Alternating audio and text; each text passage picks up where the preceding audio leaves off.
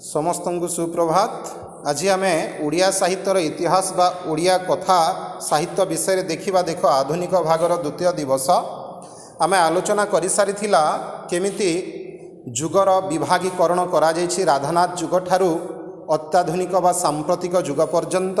तो आम राधानाथ जुगरे देखा राधानाथ राय विषय राधानाथ राय संपर्क तो आलोचना सरी तापरे आम गंगाधर मेहर विषय जानिबा। गंगाधर मेहर आम एई ओडिशार जड़े सुनामधन्य कवि एवं से बरपाली अंचल जन्मग्रहण करी तपस्विनी इंदुमती प्रणयवल्लरी भली काव्य कविता रचना करी बेस ख्याति अर्जन करिसंती। से समय रे पल्ली कवि नंदकिशोर बलंकर आगमन एवं से शर्मिष्ठा नामक काव्य लक्ष्मी गल्प कनकलता उपन्यासर स्रष्टा यही समय रे प्रथम नाट्यकार जगन्मोहन लालकर आविर्भाव एवं बाबाजी नाटक लिखिबा होछि प्रथम नाटकर दर्जा बा प्रथम नाटकर गोटे पाह्या धारण करि थाए।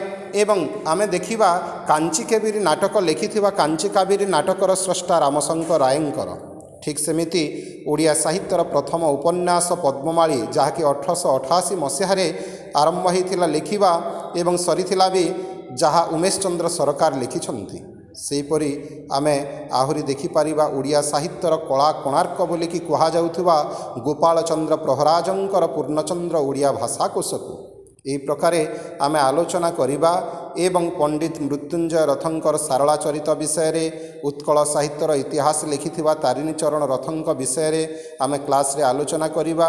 तुमको श्रेणी कार्य पई किछिटा प्रश्न दिया जाइछि जहाके आमे गूगल मीट क्लास रे आलोचना करिबा।